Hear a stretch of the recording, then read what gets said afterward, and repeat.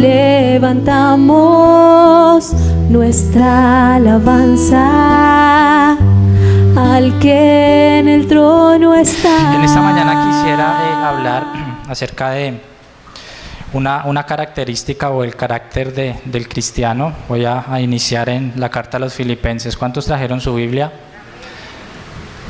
Quiero invitarlo para que por favor tome su Biblia y abra su Biblia en la carta a los Filipenses. Vamos a estar en el capítulo 1.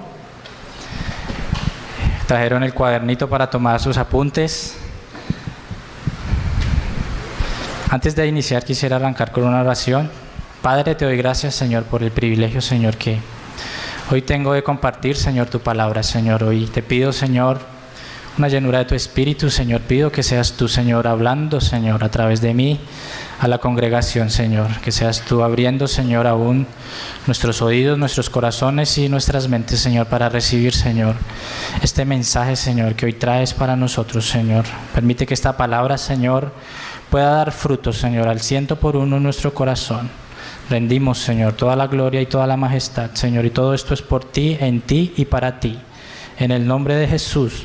Amén. Quise iniciar este mensaje leyendo la carta a los Filipenses, esta carta que el apóstol Pablo escribe directamente desde la cárcel a su iglesia en los Filipenses. Y me gusta mucho porque a pesar de que Pablo está en la cárcel, está sufriendo, está digámoslo así, pasando necesidades, una carta que se reconoce dentro de la iglesia como la carta del gozo, de la alegría que siente el apóstol por de una u otra manera estar sufriendo y padeciendo por causa de Cristo.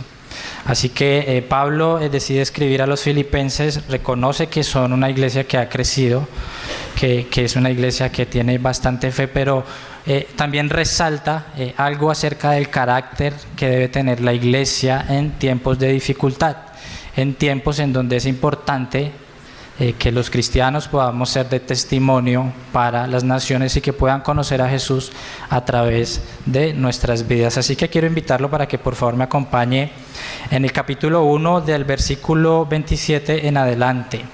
Y quisiera arrancar, creo que no lo voy a leer todo, voy a sacar algunas partes importantes. Y aquí el apóstol Pablo le está diciendo a los filipenses que solamente que os comportéis como es digno del Evangelio de Cristo, para que, o sea, que vaya a veros o que esté ausente, oiga de vosotros que estáis firmes en un mismo espíritu, combatiendo unánimes por la fe del Evangelio. Así que el apóstol Pablo le está diciendo a los filipenses, compórtense como es digno de su creencia, de lo que creen del Evangelio, que en este caso es Cristo Jesús. Y da algunas características, da algunas, ¿cómo diría yo? Da algunas instrucciones acerca de cómo debería ser y cuál debería ser el ejemplo de nosotros como cristianos al mundo. Y lo primero que dice es que se comporten como es digno del Evangelio. Pero también les dice dos cosas importantes. La primera es firmes en un mismo espíritu. ¿En el espíritu de quién? De Dios, en el Espíritu Santo, firmes. Pero también les dice combatiendo unánimes por fe. Sabemos que estamos en tiempos de dificultad, en tiempos de angustia, en tiempos en donde a lo malo se les llama bueno y a lo bueno malo. Entonces es necesario que podamos no solamente recordar que podemos estar firmes en un mismo espíritu, pero también que estemos combatiendo unánimes por la fe que nos ha sido dada por medio del Evangelio. Pero en la mitad de esta declaración o de este mandato, el apóstol Pablo recuerda una frase, y esta está en el versículo 29, quiero leer lo que dice: porque a vosotros es concedido a causa de Cristo, no solo que creáis en Él, sino que también padezcáis por Él. Y es bueno que siempre tengamos en nuestra mente el privilegio que tenemos como hijos de Dios, no solamente de haber escuchado de Cristo, sino de el privilegio que tenemos de creer y de confiar en Él. Su palabra dice que los que confían en Él no serán avergonzados, y es bueno que nos aferremos siempre a esa promesa, a ese privilegio que tenemos en nuestra vida. Pero dentro de estos privilegios de los que está hablando el apóstol Pablo a la iglesia de Filipenses, está nombrando también un privilegio que tal vez ahorita en la iglesia no gusta mucho y no se menciona mucho, pero que me gustaría mencionarlo porque está dentro de la palabra y hace parte como privilegio, y es el de que también padezcan por mí, o que también sufran por Él. Voy a repetir el versículo, dice: no solo que creáis en Él, sino que padezcáis por Él. La confianza de creer, y creer que en el mundo tendremos aflicción, que tal vez las cosas no van a estar siempre bien, sino que también vamos a tener que padecer por Él. Y en algún momento de nuestra vida, nuestra fe y en esa lucha que tenemos combatiendo por la fe, va a ser necesario que nos paremos firmes y así tengamos sufrimiento, que podamos estar aferrados a Cristo Jesús. ¿Cuántos lo creen? ¿Cuántos lo saben? ¿Y cuánto lo aplican en su vida? Amén. Ahora quiero que por favor me acompañen en el capítulo 2, versículos 3 y 4, en donde sigue hablando y dando como las características de lo que debe ser la vida de un cristiano dentro de la iglesia y fuera de ella. Entonces, que nos comportemos como es digno, pero acá en este capítulo, en el versículo 3 del capítulo 2, dice: no hagáis nada por contienda o por vanagloria, antes bien con humildad, estimando cada uno a los demás como superiores a él mismo, no mirando cada uno por lo suyo propio, sino cada cual también por lo de otros. Entonces me llama mucho la atención en estos dos versículos, y quiero resaltar una palabra que creo que va a girar en torno al mensaje de esta mañana, y es la humildad. No hagáis nada por contienda o por vanagloria, antes bien con humildad. Así que la humildad va a ser una característica principal o referente dentro de la vida del cristiano, y el apóstol Pablo les está resaltando esta característica, les está diciendo: no hagan nada por contienda, no hagan nada por vanagloria, estimen a su prójimo como superior a usted. Y en el versículo 5 está haciendo una declaración aún mucho más profunda, y nos está dando un ejemplo, nos está dando un referente. Versículo 5 dice: haya pues en vosotros este mismo sentir que hubo en Cristo Jesús. Y cuando el apóstol Pablo se refiere a este mismo sentir, es: sigan el ejemplo de Cristo, vivan como Cristo vivió. Entonces, antes de seguir profundizando un poquito más acerca de esta característica del cristiano, que es la humildad, quisiera que habláramos de lo contrario a la humildad. Para ustedes, ¿qué es lo contrario a la humildad? El orgullo, ¿no es cierto?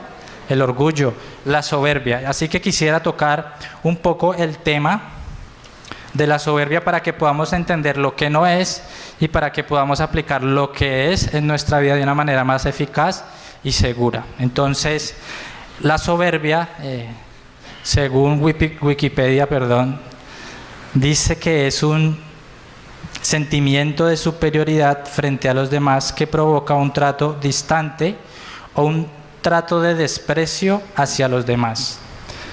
La definición de la Real Academia Española dice que es altivez y apetito desorientado y ser preferido a otros. Básicamente es estar sobre nuestro prójimo, sobre las demás personas, es ese sentimiento de superioridad frente a los demás. Y hablando de la soberbia, he estado meditando en el libro de los Proverbios, y en Proverbios capítulo 8 menciona algo acerca de la soberbia, y quiero que por favor me acompañen a leerlo.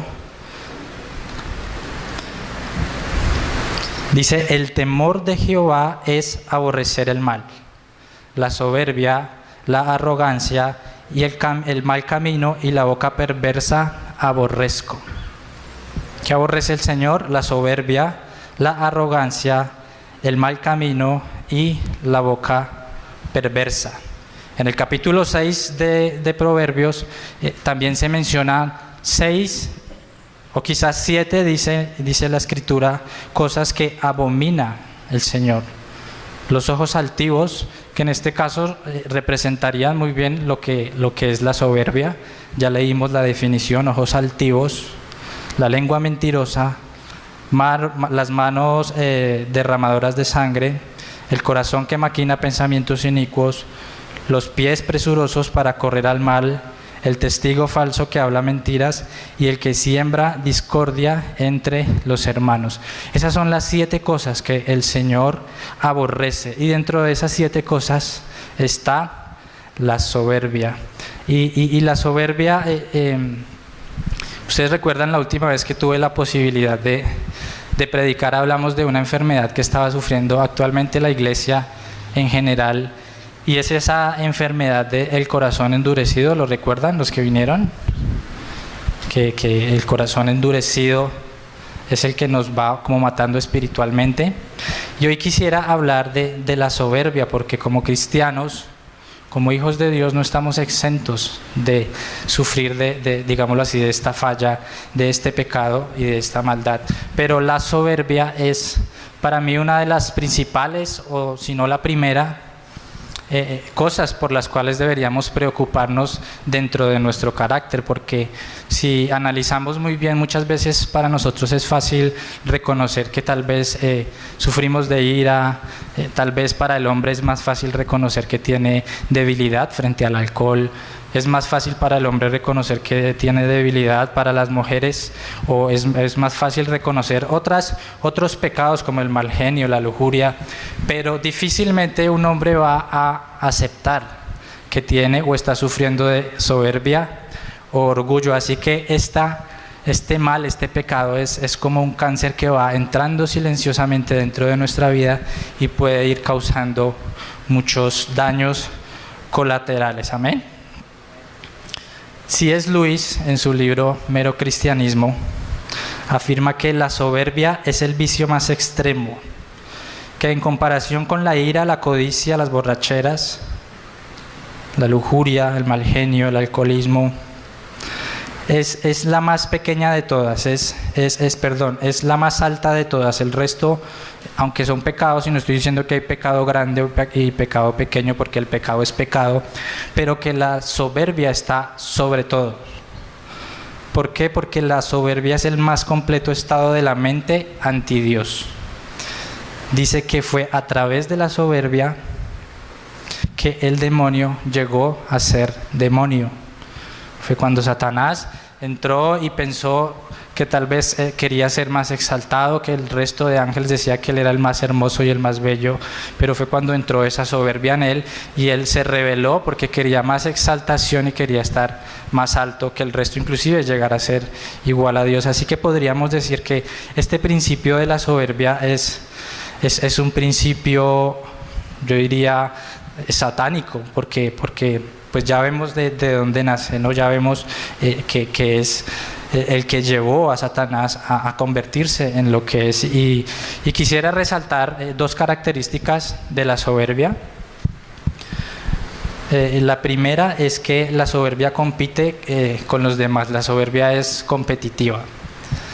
La diferencia entre la codicia y la soberbia es que la codicia tú puedes tener y puedes llegar a tener todo lo que quieres, pero la soberbia es competitiva porque tú siempre vas a querer más de lo que tiene no solamente tú, sino el vecino.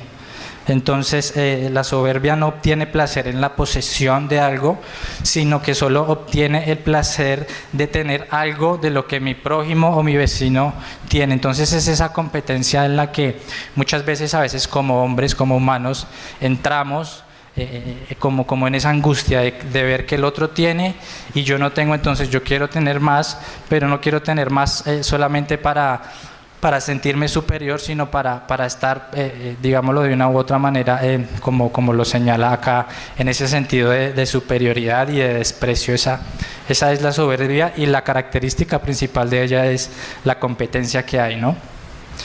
La segunda característica de la soberbia, y que ya se ve reflejada en un hombre que es soberbio, es que uno siempre está mirando hacia abajo. Cuando uno es soberbio, esa mirada hacia arriba no existe, porque uno siente que todo está inferior a uno, ¿no? Uno se siente superior, uno se siente empieza a sentir ese desprecio por los demás, y si hay alguien que tiene más que uno, entonces uno siempre busca a seguir esa competitividad. Pero lo peor es ver y no tener la posibilidad de mirar hacia arriba, y en este caso de poder mirar hacia Dios y reconocer pues que todo lo que hay, que todo lo que tenemos es por Dios, y no es para ponerlo o para ponernos sobre el resto de las personas que están a nuestro lado. Así que es normal que en el mundo veamos esta soberbia o este orgullo o esta competencia que hay, porque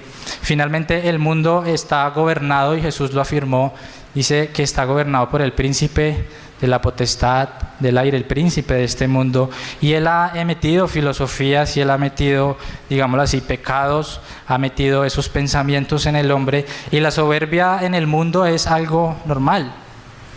Para el mundo la soberbia y el estar empoderado y el estar buscando es algo normal. De hecho, creo que en este mes se está celebrando el mes del orgullo. Si uno pensara en decir, ¿por qué no celebramos el mes de la humildad? Para el mundo sería locura, ¿no es cierto? Pero no es locura que se celebre el mes del orgullo, porque estamos bajo las filosofías y bajo los pensamientos del príncipe de este mundo. Así que es normal que veamos eso en el mundo, pero lo que no es normal es que lo veamos dentro de la iglesia. Y este orgullo es silencioso y ha ido, digámoslo así, impermeando o filtrándose dentro de la iglesia a través de los cristianos. Y eso pasa cuando nos enfriamos espiritualmente, cuando hay una desconexión, que esa soberbia se empieza a meter y no nos damos cuenta, y empieza a causar daños colaterales. A veces una persona que ha sufrido de alcoholismo y lo ha dejado de padecer de una u otra manera, si empieza a sentir que ya es superior sobre otro cristiano porque él superó el alcoholismo, también se está llenando de soberbia. Entonces es algo, y es un principio que es muy sutil, y por eso al inicio del mensaje decía, es muy normal que la gente reconozca que es borracha, que le gusta la pornografía, que es de mal genio, que es de ira, cosas o pecados tan profundos, pero la soberbia es muy difícil de reconocer por eso. Así que aunque muchas veces podamos estar congregándonos en la iglesia, vamos a estar sirviendo de pronto con soberbia, vamos a estar de pronto ayudando a nuestro prójimo, vamos a perdonar, vamos a vivir una vida cristiana soberbia, que si lo pensamos muy bien, pues estas dos palabras no podrían ir juntas, ¿no? Es una contradicción que esté la palabra cristiana y soberbia. Vida cristiana, soberbia, es una contradicción, porque el soberbio o la soberbia viene de este principio demoníaco del que ya hablamos. Pero el cristiano, por el hecho de llamarse cristiano, quiere decir que es un seguidor de Cristo. Y si es un seguidor de Cristo, está llamado a ser como ¿quién? Como Cristo. Así que debemos tener una vida humilde, mansa y humilde. Entonces estas dos palabras pueden de pronto, o están totalmente en contra. Así que estamos llamados a servir, pero a hacerlo con humildad. De pronto podemos caer en ese error de empezar a servir y de ser tan eficientes en nuestro ministerio o en lo que hacemos, que empezamos a tratar con desprecio a las personas que hasta ahora están empezando. Así que es un llamado para que podamos estar muy alertas y atentos a la soberbia cuando servimos.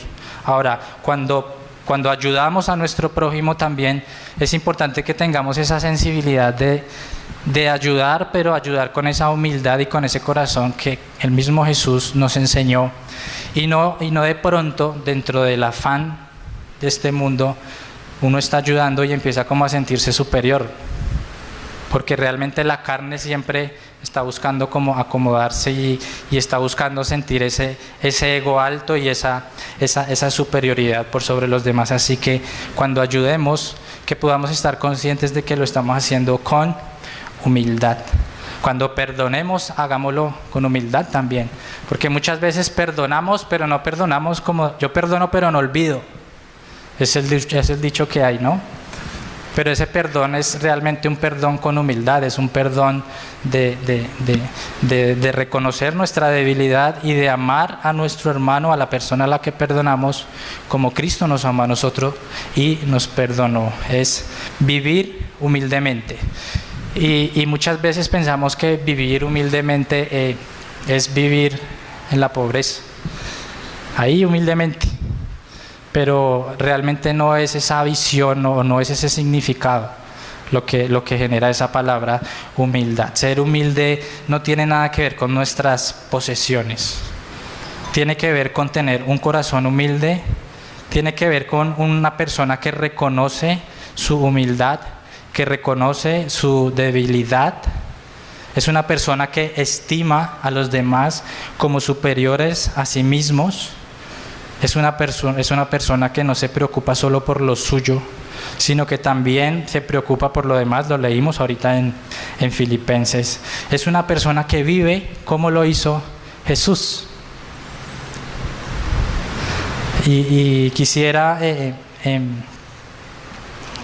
dar dos ejemplos, dos testimonios que la palabra nos da de lo que es ser una persona humilde. Así que quiero que por favor usted me acompañe al libro de Números, capítulo 12, versículo 3.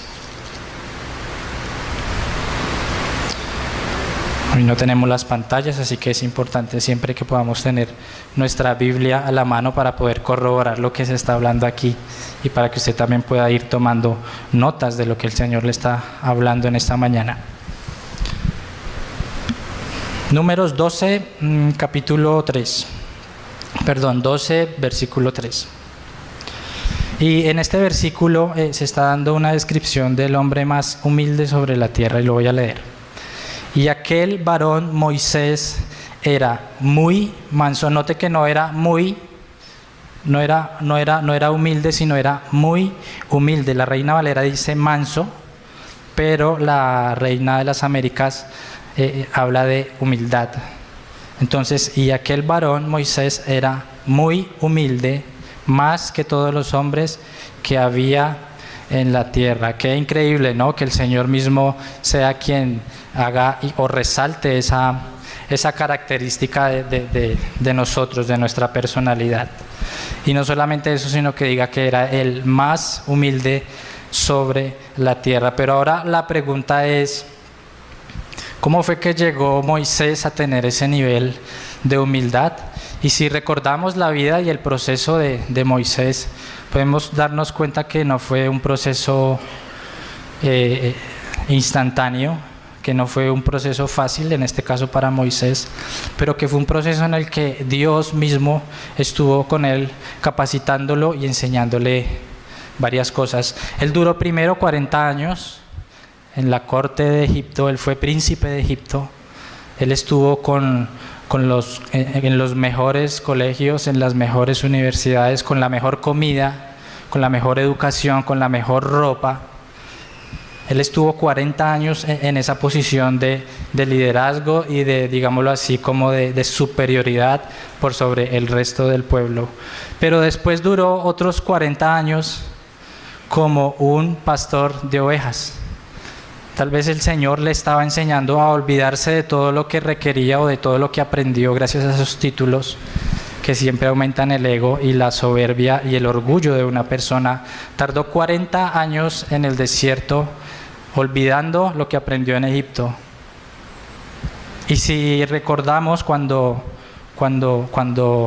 Dios lo llamó en medio de la zarza ardiente y le dijo el llamado que tenía para él, ¿cuáles fueron las palabras de Moisés? ¿Quién soy yo? Al final de esos 40 años ya había pasado la prueba, ¿no?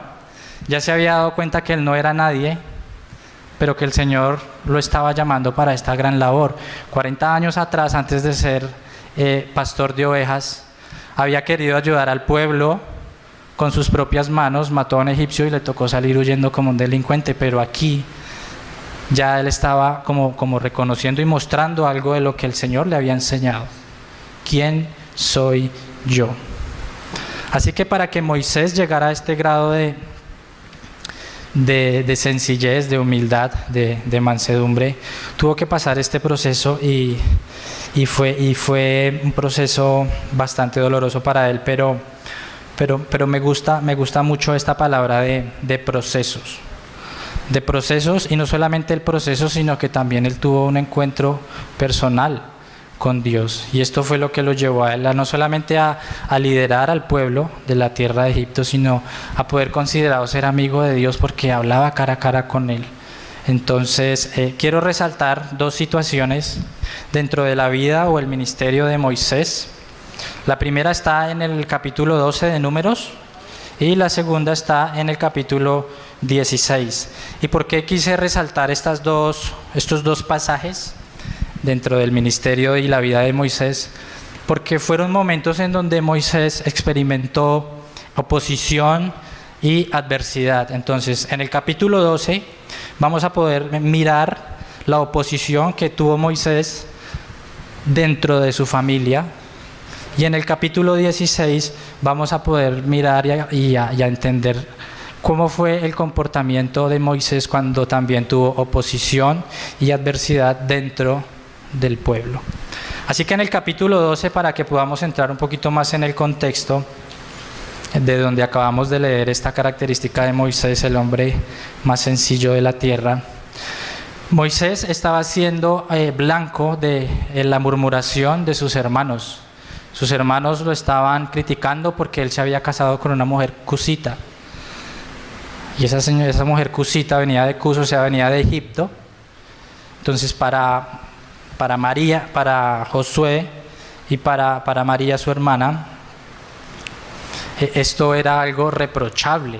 Esto fue algo que no pudieron aceptar de Moisés, y entonces empezaron a hablar mal de él y decía: ¿acaso Dios habla solamente o ha hablado solamente por Moisés? ¿No puede hacerlo y no lo ha hecho a través de nosotros también?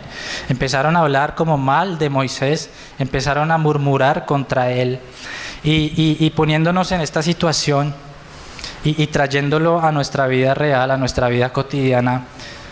Cuando experimentamos o sentimos estas situaciones de oposición, de señalamientos, ¿cuál es nuestra actitud como cristianos? ¿Cuál es nuestra actitud como hijos de Dios?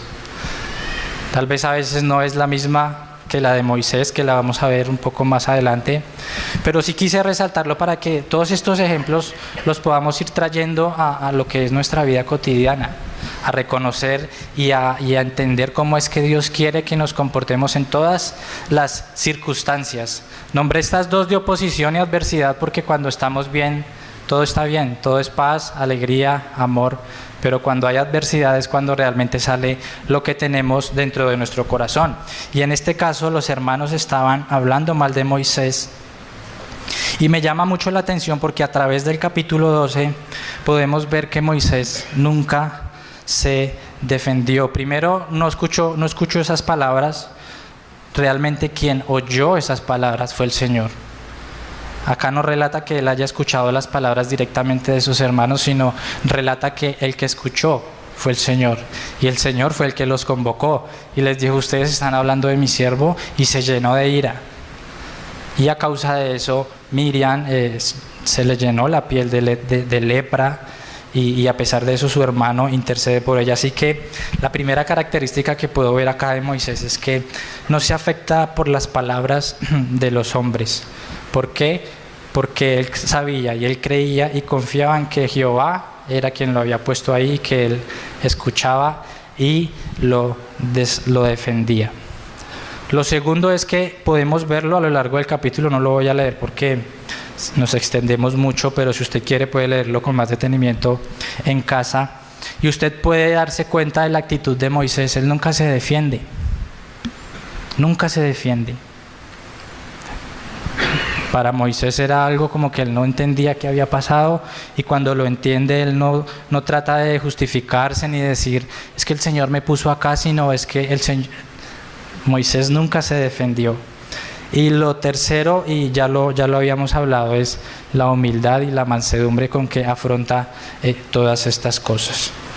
El capítulo 16 vamos a poder ver Acá en el capítulo 12 vimos esa oposición en la familia, en los círculos cercanos, ¿no? Nunca se defendió, confió en el Señor, quien es quien lo defendió, y conservó su actitud de humildad y de mansedumbre. Ahora la pregunta es, ¿esa misma actitud o esas mismas características que acabo de mencionar son las que aplicamos en nuestra vida cuando tenemos oposición, cuando tenemos adversidad? Recuerden que el Señor nos está llamando a ser mansos y humildes, así que qué bueno es que en esta mañana todos podamos entender, que podamos recordar, y para los que no lo sabían, que puedan aprender cuál debe ser la actitud de un cristiano frente a la oposición, frente a la angustia en momentos de dificultad. Como leímos ahorita, estamos llamados a combatir unánimes por la fe. Pero el hecho de que vamos a combatir no quiere decir que vamos a volvernos orgullosos y altaneros. Vamos a combatir como lo hizo Jesús, con humildad, con sencillez y con mansedumbre. ¿Cuántos lo creen? Bueno, el capítulo 16 ya es una rebelión que es a nivel del pueblo. Él era el líder, él era la autoridad puesta por Dios sobre el pueblo. Y Coré, Datán y Abiraim como que forman un sindicato, ¿no? Y para ellos sentían que el pueblo era santo. Entonces, ¿por qué solamente habla, o por qué el Señor trata solamente con Moisés? También queremos que hable o que nos use a nosotros, porque somos un pueblo santo. Se les había olvidado que un tiempo antes, ellos vieron la presencia del Señor, tuvieron temor y dijeron: no, ve tú en representación del pueblo y habla con Dios. Yo creo que a ellos en ese momento les olvidó, pero acá ya ellos querían tomar esa posición. En este caso Coré, que pertenecía a la tribu de Leví, no quería seguir siendo un ministro dentro del tabernáculo, sino que él quería más posición. Él quería convertirse ya en el cargo que tenía Aarón, que era el sacerdocio. Y deciden empezar a hablar de Moisés. Este es un capítulo mucho más largo, y también sería bueno que pudieran leerlo y que pudieran aprender cuál fue la actitud de Moisés en casa. Pero solamente quiero resaltar el versículo 4 del capítulo 16 del libro de Números, y para que podamos entender cuál fue la actitud de este hombre manso y humilde, autoridad puesta por Dios frente a esta murmuración. Versículo 4. Cuando oyó esto, Moisés se postró sobre su rostro. A él lo estaban acusando, lo estaban señalando, lo estaban criticando, estaban murmurando contra él. Y aunque él tuvo la razón y pudo haber peleado y pudo haberse defendido, ¿cuál fue la actitud de Moisés? Se postró a tierra.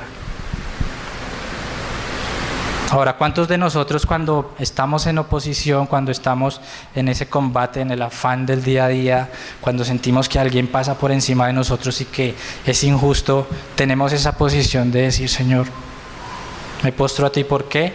Porque tú escuchas y tú defiendes a tu siervo. Me parece que este es un muy buen ejemplo en donde podemos aprender cuál debería ser nuestra actitud. Pero el problema es que cuando el corazón está contaminado con la soberbia, con el orgullo, esa no es nuestra actitud frente a los problemas. Siempre buscamos defender nuestra causa, siempre estamos tratando en este caso como Moisés, y cuando alguien está en una posición de autoridad, de defender su autoridad, de defender su puesto, de defender su lugar. ¿Yo cómo me voy a dejar pasar por encima de esta persona, de este sujeto? El pastor Luis siempre habla de cuando uno va conduciendo el carro, ¿no? Y lo cierran. Y si uno va bien y lo cierran, como que la carne no reacciona igual, ¿no es cierto? No entramos en esa posición de poder postrarnos y entregarle y realmente mostrar nuestro carácter a la sociedad. Y eso es lo que el apóstol Pablo les está diciendo a los filipenses y a la iglesia en general. ¿Cuál es el carácter que ustedes deben tener? La humildad, nada de soberbia. ¿Cuál es nuestra actitud como hijos de Dios frente a situaciones adversas y de oposición? Note que esta no es nuestra actitud como personas comunes, como personas normales, sino cuál es nuestra actitud como hijos de Dios, como cristianos, como seguidores de Cristo. ¿Realmente estamos viviendo como Cristo lo hizo en todas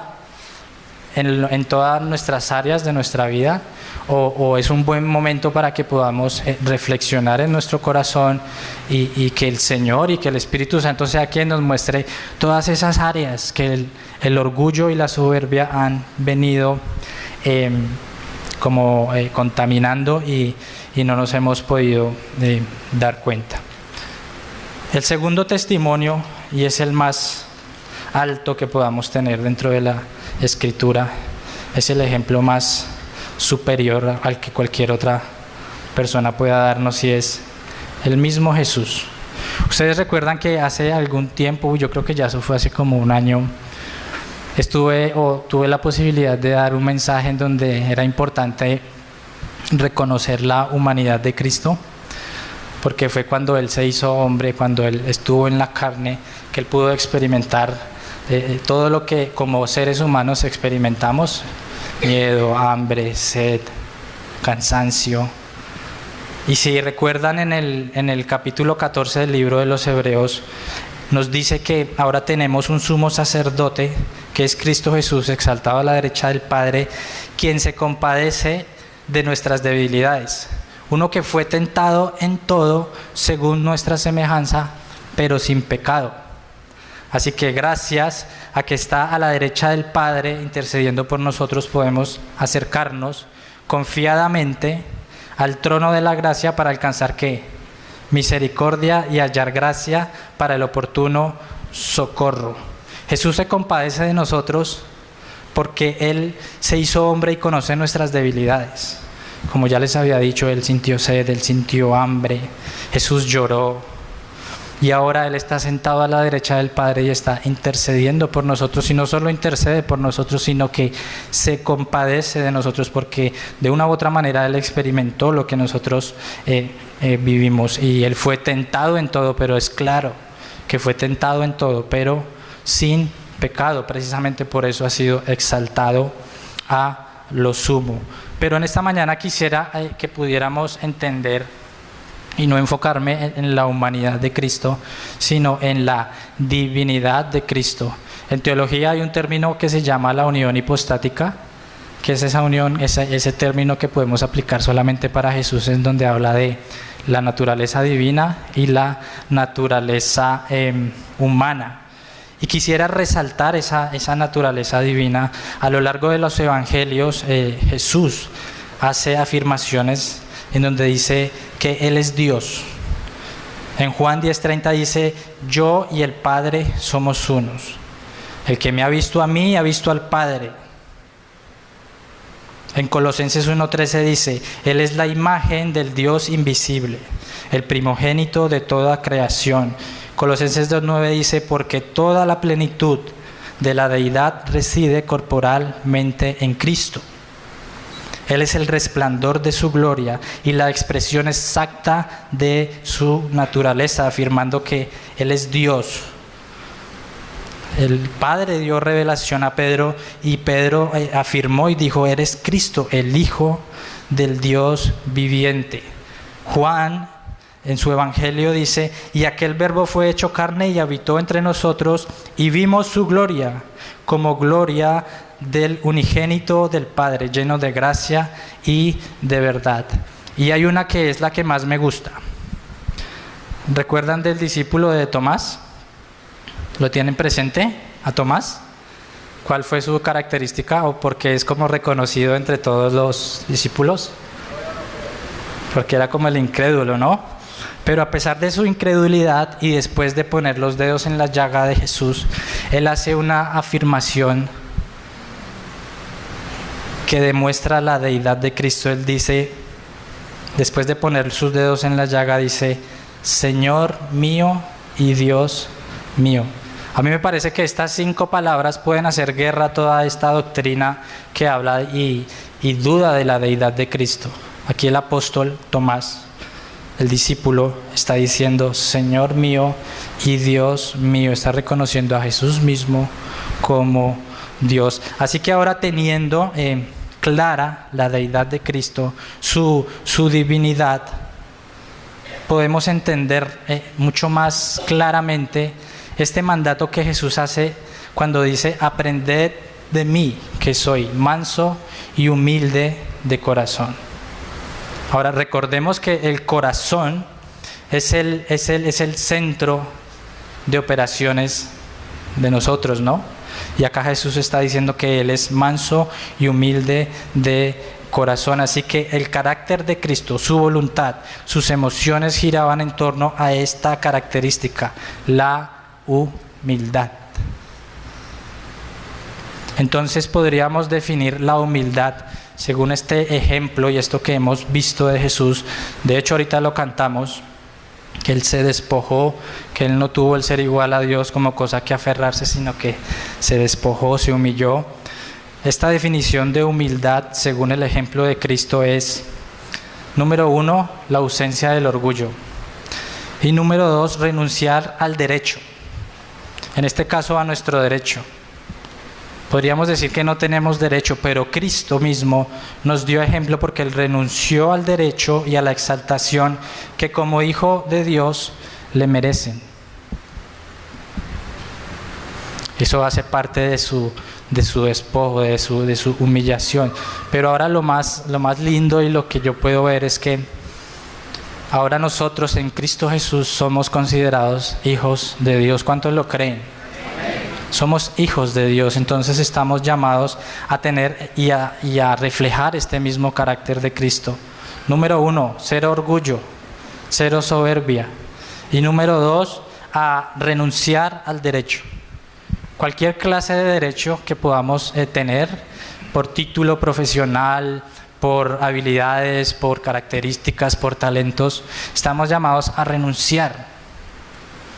Porque si nos aferramos a esos títulos, si Dios le ha dado la posibilidad de que usted sea un excelente músico, de que usted sea un excelente arquitecto, de que usted sea un muy buen orador, y si usted se aferra a eso que el Señor le ha dado, entonces su vida va a estar girando en torno al orgullo de eso que tiene.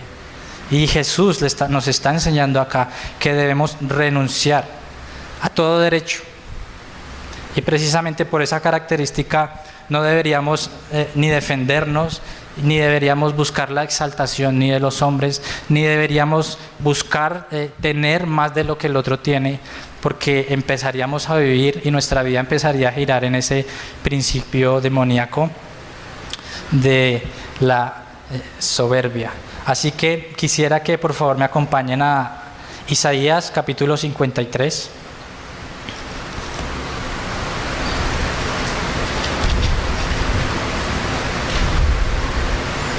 Vamos a leer del versículo 3 en adelante, pero para mí este es un pasaje, pues, número 1, donde habla de los sufrimientos del siervo de Dios, de Jesús, pero lo más impactante es que este pasaje, estas declaraciones de lo que iba a sufrir el Mesías, se escribieron o se proclamaron 500 años antes de que Jesús naciera. Así que para Jesús el hecho de haber experimentado todo lo que experimentó no fue algo que lo haya tomado por sorpresa. Él ya sabía desde la eternidad lo que Él esperaba, lo que era renunciar a su divinidad y venir a pagar por los pecados de la humanidad. Entonces quiero que por favor me acompañen en la lectura. Isaías 53 del 4 al 7 dice: ciertamente llevó Él nuestras enfermedades y sufrió nuestros dolores, y nosotros le tuvimos por azotado, por herido de Dios y abatido. Mas Él herido fue por nuestras rebeliones, molido por nuestros pecados. El castigo de nuestra paz fue sobre Él, y por su llaga fuimos nosotros curados. Todos nosotros nos descarriamos como ovejas, cada cual se apartó de su camino, mas Jehová cargó en Él el pecado de todos nosotros. Angustiado Él y afligido, no abrió su boca. Como cordero fue llevado al matadero, y como oveja delante de sus trasquiladores, enmudeció y no abrió su boca. Así que vimos en la vida de Moisés cuál fue la reacción y qué fue lo que él sufrió en tiempos de adversidad y de angustia, pero en este capítulo nos está mostrando lo que sufrió y lo que padeció Jesús por amor a nosotros. Dice que fue despreciado, dice que fue desechado, dice que fue varón de dolores, experimentado en quebranto, menospreciado, herido por nuestras rebeliones, molido por nuestros pecados, angustiado y afligido. ¿Y quieren saber cuál fue la característica o qué fue lo que hizo Jesús frente a todas estas adversidades? Él no abrió su boca. No abrió su boca. Él enmudeció. Así que podemos ver cómo es que Jesús quiere que vivamos. Si Jesús sufrió todo esto que acabamos de leer por amor, siendo inocente, para darnos ejemplo, para darnos salvación, entonces podríamos meditar y pensar en estas cosas cuando nos sintamos con el derecho de por debajear a alguien, de no perdonar a alguien de la manera en que Dios nos está llamando. Cuando estemos buscando nuestra defensa, nuestros derechos, sería muy bueno que tuviéramos siempre en nuestra mente todo lo que Cristo padeció, todo lo que Él sufrió, para que al final, como el Cordero de Dios, como oveja delante de sus trasquiladores, enmudeció y no abrió su boca. Y esto cuando el Señor me estaba llevando hacia este mensaje, realmente fue muy, como que choqué, porque realmente a veces pensamos que la vida cristiana es realmente fácil, pero no lo es, y mucho menos cuando nos damos cuenta de la realidad y de lo que exige el ser cristiano y ser seguidores de Jesús. ¿Cuántos de aquí son seguidores de Cristo? Amén. Levanten su mano. Qué bendición, ¿no es cierto? Levantamos nuestras manos con orgullo porque somos cristianos y queremos ser como Jesús. Aún en estos tiempos somos libres de levantar nuestras manos y afirmar que somos cristianos. Va a llegar un momento en la historia de la humanidad, que tal vez esté muy cerca, en el que el hecho de considerarse cristiano va a ser un delito.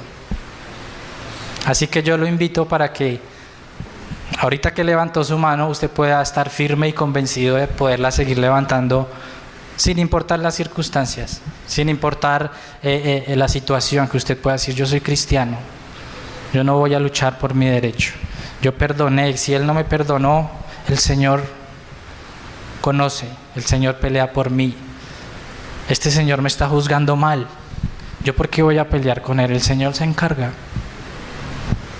Es eso, ese es el grado de humildad, de sencillez y de mansedumbre al que debemos llegar nosotros como cristianos.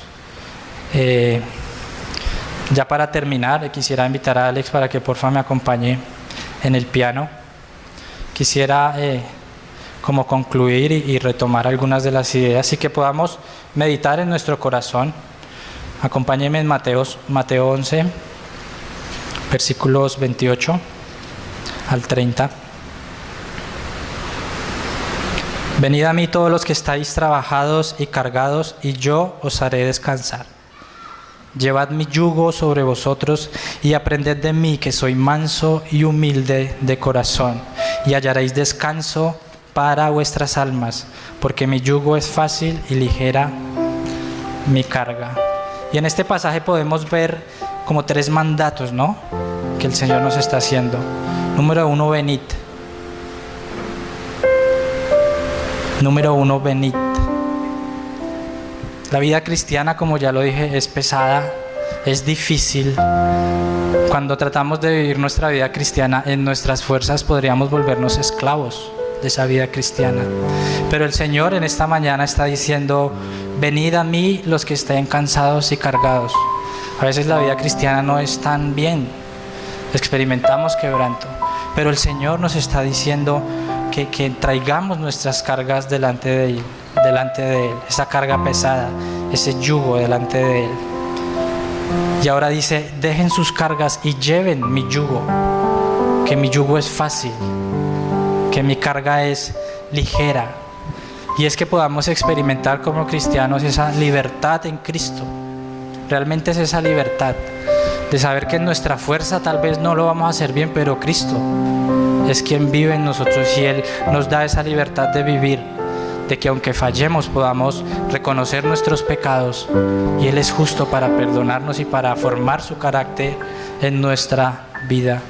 El tercer mandato, y lo hemos estado hablando en esta mañana, es aprendamos de Cristo, sigamos su ejemplo de mansedumbre, de humildad, de corazón. En el capítulo 13 de Juan, Jesús en la última cena, Él enseña a sus discípulos lo que es el carácter de un servidor, ¿no?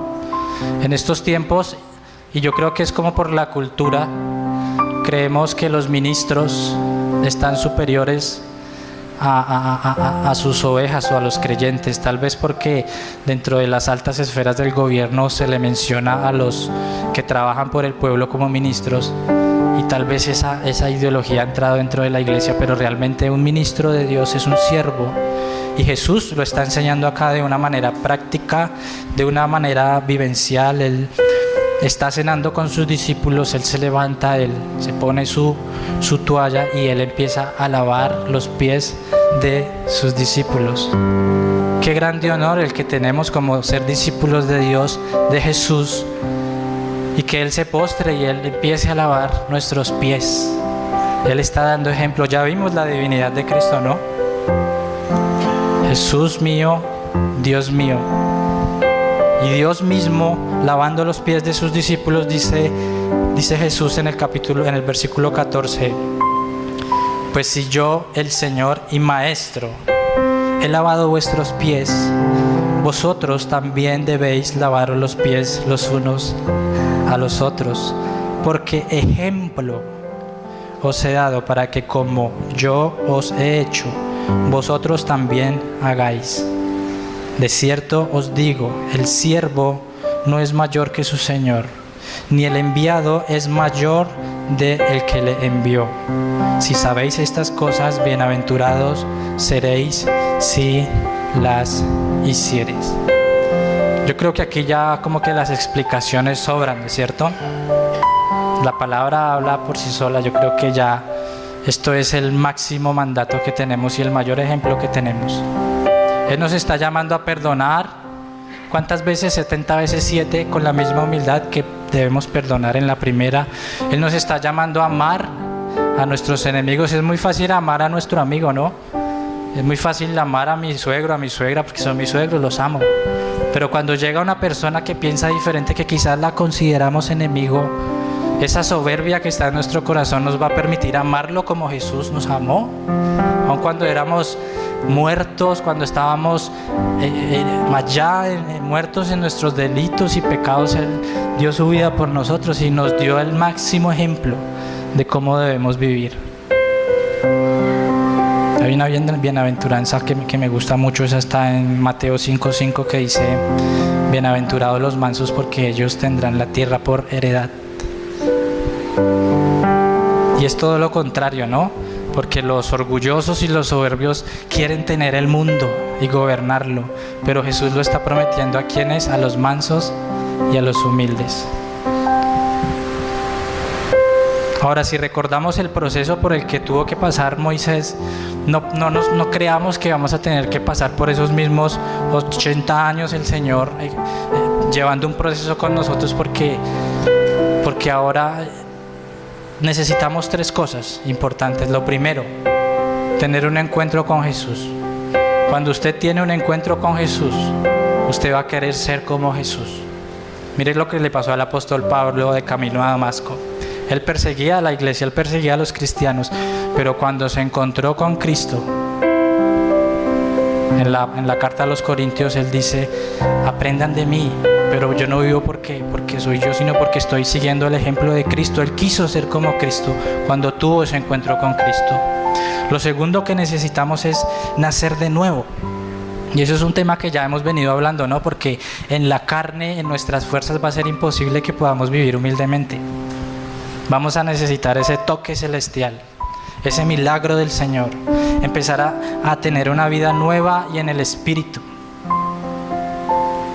Y lo tercero importante que debemos tener es empezar a vivir una vida llena del Espíritu y guiada por el Espíritu Santo, por Dios mismo, habitando en nuestros corazones. Eso es, y siempre, creo que siempre llego al mismo punto, ¿no? Llenos del Espíritu, obedeciendo al Espíritu. Ese es el reino de Dios, vivir en el Espíritu. Esa es la clave. No es en nuestras fuerzas, la vida cristiana es imposible vivirla en nuestras fuerzas. Y realmente cuando el Señor me empezó a mostrar esto y me empezó a hablar, yo creo que a veces ustedes pensarán, ve, Diego predica muy chévere, ¿será que es que él ya es perfecto?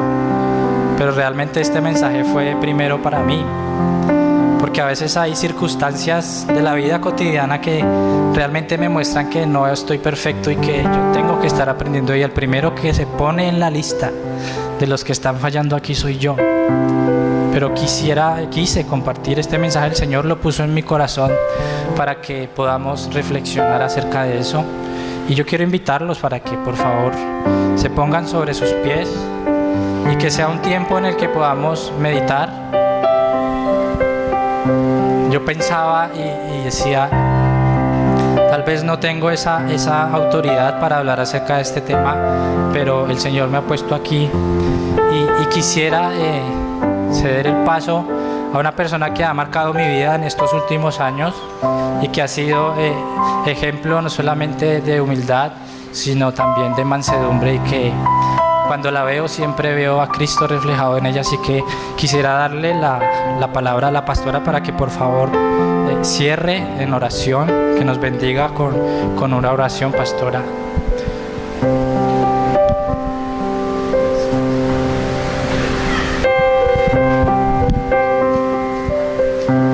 Oremos. Señor, te damos gracias que tú eres nuestro Dios. Y Señor, como era Moisés tan dependiente, primero luchando quién soy yo, pero luego este es lo que él necesitaba, saber que no era nadie para que podía ser usado por ti. Y Padre, te pedimos para cada persona aquí, si hay alguien aquí que no se ha entregado sus vidas a ti, que solamente han tenido una religión o una creencia, pero no una verdadera experiencia contigo. Señor, que abra sus corazones esta mañana a ti, para una vida nueva, Señor, para conocerte a ti y saber que tú puedes y tú eres el único que puede cambiarnos de verdad, porque viene desde adentro con ya tú viviendo en nosotros por tu Espíritu.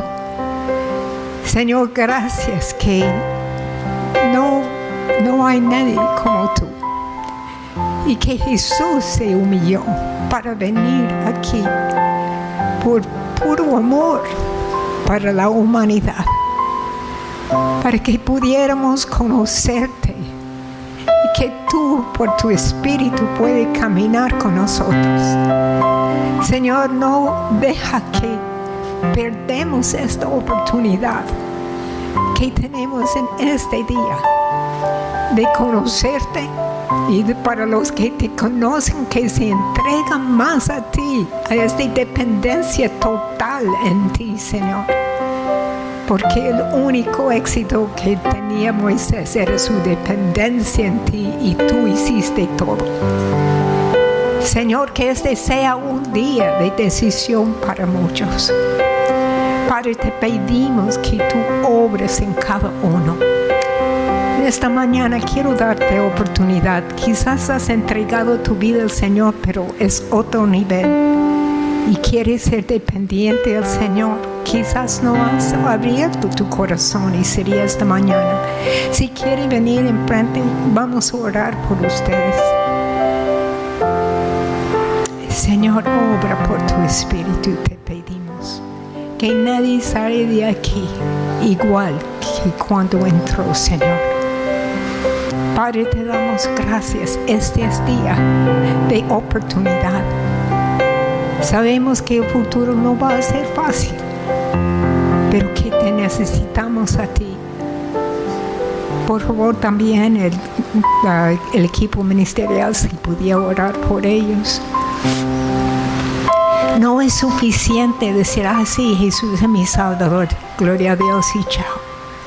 Es un tiempo que el Señor está diciendo que tenga dependencia en Él, porque Él es la única persona que tenemos. Él es Dios.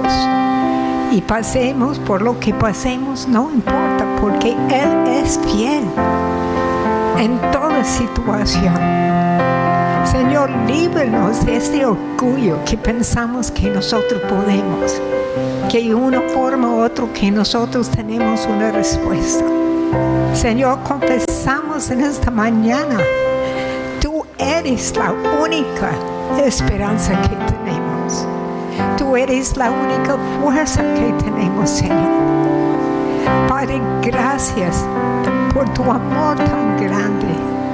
Gracias, Señor, que nos amaste tanto, que siguías y seguías obrando en las circunstancias y en nuestros corazones, para que pudiéramos finalmente conocerte y entregarnos a ti.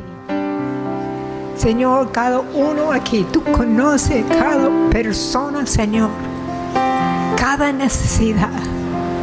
Y te pedimos, Padre, que tú tomas ese mensaje para que pongamos siempre nuestros ojos en ti.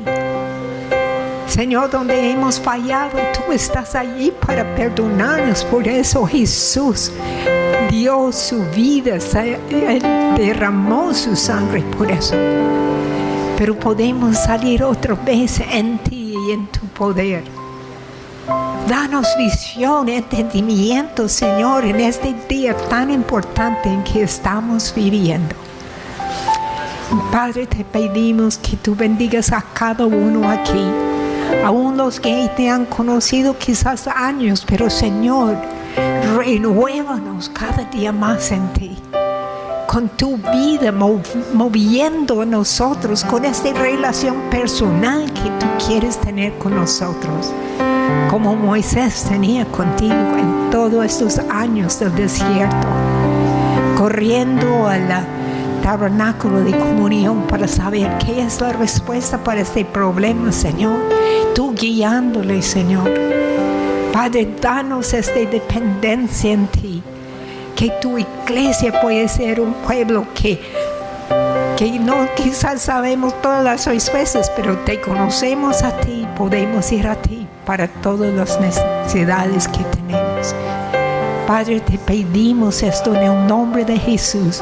Bendiga a cada persona aquí, Señor, que cada uno tesora, Señor, esta verdad en su corazón y que cambie su vida. Padre, te pedimos esto en el nombre de Jesús. Amén. Que el Señor les bendiga. Tú eres digno por siempre y siempre.